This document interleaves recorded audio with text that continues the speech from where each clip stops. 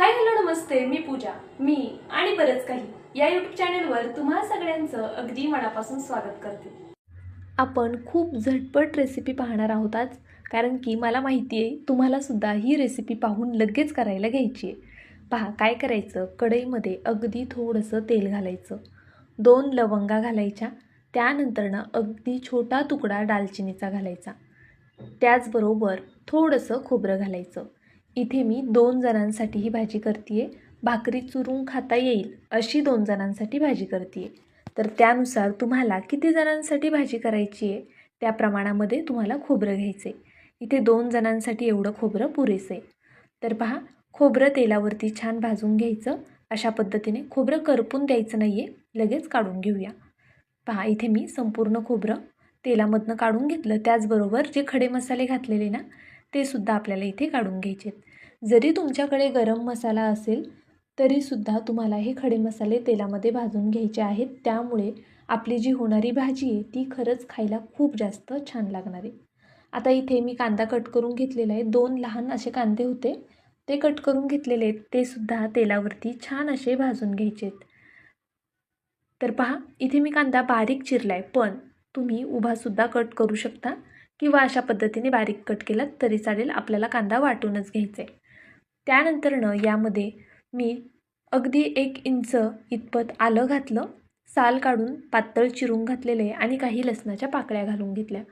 आता हे सर्व पहा असा रंग बदलेपर्यंत परतवून घ्यायचे. गॅसची फ्लेम मीडियम ठेवायची. मीडियम फ्लेमवरच आपल्याला संपूर्ण वाटण परतवून घ्यायचे. आता मी हे सर्व एका प्लेटमध्ये काढून घेते. त्यानंतरनं यात अगदी थोडीशी कोथिंबीर घालायची. आता तुम्हाला वाटेल जी मुठभर कोथिंबीर म्हणजे ही का, तर अजिबात नाही. आपण कोथिंबीरीचा मेन उपयोग तर नंतर करणार आहोत. इथे ही वाटण्यासाठी कोथिंबीर घातली मी. थोडंसंच पाणी घालून हे वाटण छान वाटून घेतलं. कमीत कमी पाण्यामध्ये आपल्याला वाटण अगदी बारीक वाटून घ्यायचे. हे वाटण तुम्ही चिकन, मटण किंवा कोणत्याही प्रकारच्या कडधान्यांच्या भाजीसाठी वापरू शकता. बटाट्याची भाजीसुद्धा या वाटणामध्ये छानच होते. तर आता इथे मी 1 चमचा मटण मसाला घातला, 1 चमचा कांदा लसूण मसाला घातला. त्यानंतरनं अगदी थोडीशी हळद घालून घेतली.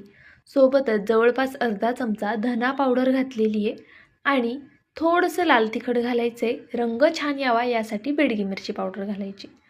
अगदी बेसिक मसाले आहेत. मटण मसाला, कांदा लसूण मसाला, बेडगी मिरची पावडर, लाल तिखट, हळद आणि धना पावडर. मटण मसाला आवर्जून घाला, त्यामुळे आपल्या भाजीला छान मटणासारखी चव येणार आहे. तर पहा, आपण तेल जास्त गरम केलं नव्हतं. तेल यामध्ये टाकून लगेचच मसाले घातले आणि मग त्यावरती वाटण घातलं. तेलामध्ये मसाले घातल्यामुळे आपल्या भाजीला तरी खूप छान येते. त्यामुळे तेलामध्ये आधी मसाले घाला. तेल जास्त गरम करू नका, नाहीतर मग मसाले करपून जातील. आणि इथे मला तुम्हाला दाखवायचं होतं म्हणून मी सिंगल मसाले घातलेत. तुम्ही हवं तर एका प्लेटमध्ये आधी सगळे मसाले काढून घ्या, त्यानंतरनं ते तेलात टाकून त्यावरती वाटण घाला.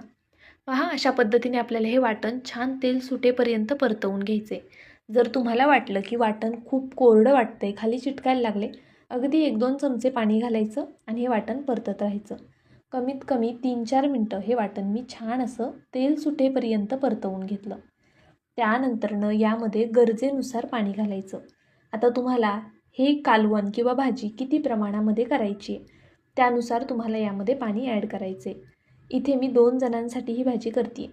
हे कालवण सुरुवातीला थोडं पातळ ठेवायचं, कारण आपण पुढे जो कोथिंबीरीचा उपयोग करणार ना, ही भाजी थोडी दाटसर होणार आहे. त्यामुळे पहा अशा पद्धतीने मी पातळ अशी ही भाजी तयार करून घेतली. यामध्ये चवीनुसार मीठ घालून घेऊया. पहा इथे मी मीठ घालून घेतलं. आता यामध्ये तुम्ही जे आपण वाफवडे करतो ना, ते सुद्धा तुम्ही यामध्ये टाकू शकता. तुम्हाला माझा व्हिडिओ थोडा जरी आवडला असेल तर प्लीज व्हिडिओला एक लाईक करा, चॅनलला सबस्क्राईब करा. सबस्क्राईब केल्यानंतर बेल आयकन प्रेस करायला विसरू नका. ऑलवर क्लिक करा, म्हणजे माझ्या प्रत्येक व्हिडिओचं नोटिफिकेशन सगळ्यात आधी तुम्हाला येईल. हाईप या ऑप्शनवरती क्लिक करून जे काही पॉईंट्स असतील ते द्यायला मात्र विसरू नका. तुमचं एक लाईक, एक सबस्क्राईब आणि हे हाईपचे पॉईंट्स माझ्यासाठी खूप मोलाचे आहेत. छानशी कमेंट करा. चला रेसिपीकडे वळूया. तर पहा आता आपण हे छान असं उकळून देऊया. गॅस मी मीडियम टू लो ठेवणार आहे. ह्याला छान उकळी येते तोपर्यंत पुढची तयारी करून घ्यायची आहे. इथे मी मुठभर कोथिंबीर छान बारीक चिरून घेतलेली आहे. त्यानंतरनं थोडा लसूणसुद्धा ठेचून बारीक चिरलेला आहे. लसूण स्किप करायचा नाही आहे, आवर्जून घालायचाच आहे. त्यानंतरनं इथे पांढरे तीळ मी जवळपास 2 छोटे चमचे पांढरे तीळ घालून घेतले आणि अगदी थोडासा ओवा घालायचा आहे. पहा हातावरती घेते मी. छोटा अर्धा चमचा ओवा घेतलेला आहे, तो छान क्रश करून यामध्ये घालून घेतला. सोबतच लाल तिखट चवीनुसार घालायचे, खूप जास्त घालू नका. भाजीमध्ये आपण तिखटाचं प्रमाण व्यवस्थित ठेवलेलं आहे, त्यामुळे यामध्ये थोडंच लाल तिखट घालायचं आहे. थोडीशी हळद घातली आणि थोडं मीठ घालून घेतलं. आता हे सर्व छान असं एकजीव करून घेऊया, म्हणजे मसाले सगळीकडे छान लागले जातात कोथिंबीरीला. पहा अशा पद्धतीने मिक्स केलं की गरजेनुसार यामध्ये बेसनपीठ घालायचं. आपल्याला बेसनपीठ खूप घालायचं नाही आहे, कोथिंबीर त्यामध्ये समजलीसुद्धा पाहिजे, त्यामुळे थोडंच बेसनपीठ घालायचे. आता मी तुम्हाला जर सांगितलं तर हे जवळपास 3 ते 4 जास्तीत जास्त 5 चमचे, जे पोहे खायचे चमचे असतात ना, त्याने जास्तीत जास्त 5 चमचे हे बेसनपीठ आहे. अगदी थोडंसं पाणी घातले पहा मी, आणि एवढ्या पाण्यामध्येच आपल्याला हे पीठ छान मळून घ्यायचे. अशा पद्धतीने परत पाणी घातलेलं नाही आहे मी, जे सुरुवातीला पाणी घातलं ना आत्ता, त्यामध्येच हे सर्व छान असं मळून घेतलेलं आहे. पहा आपली कोथिंबीर अगदी व्यवस्थित दिसते आहे. अशाच पद्धतीचा आपल्याला हा पिठाचा गोळा तयार करून घ्यायचा आहे. तुम्ही कोथिंबीरीऐवजी पालक, शेपू, मेथी अगदी तुम्हाला आवडतील त्या पालेभाज्या इथे वापरू शकता, किंवा जी अवेलेबल असेल ती पालेभाजी इथे तुम्ही वापरू शकता. त्यापासून सुद्धा ही रेसिपी कमाल होते. पहा असं पीठ घट्ट हवं आहे आपल्याला. अशा पद्धतीने असं घट्ट पीठ हवं आहे, याचा गोळा असा तयार झाला पाहिजे. तरी ते व्यवस्थित असं हे पीठ तयार झालेलं आहे आणि आपल्या ह्या कालवणाला, रश्श्याला छान उकळीसुद्धा आलेली आहे. आता आपण यामध्ये एक एक करून हे गोळे अशा पद्धतीने सोडून घ्यायचेत. पहा लहान लहान सोडायचेत, खूप मोठे गोळे सोडू नका, ते भाजीमध्ये नंतर फुगतात. आणि लहान यासाठी सोडायचे, ते लवकर शिजले जातात, आतपर्यंत व्यवस्थित शिजले जातात. जर मोठे मोठे गोळे सोडलेत ना तर ते शिजायला वेळ लागणार, त्यामुळे असे लहान लहान गोळे सोडा, खायलासुद्धा छान वाटतात आणि लवकर शिजलेसुद्धा जातात. इथे मी गॅस थोडा मोठा केलेला आहे.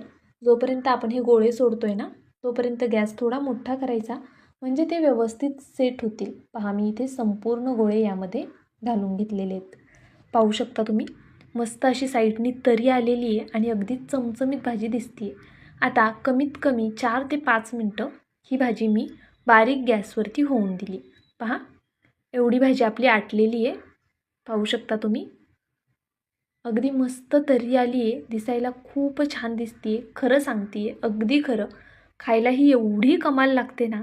तुम्ही जर एकदा केलीत परत परत कराल. पाहुण्यांची वाट बघणार नाही, कोणत्याही वाराची वाट बघणार नाही, अगदी वाटेल तेव्हा करून खाल.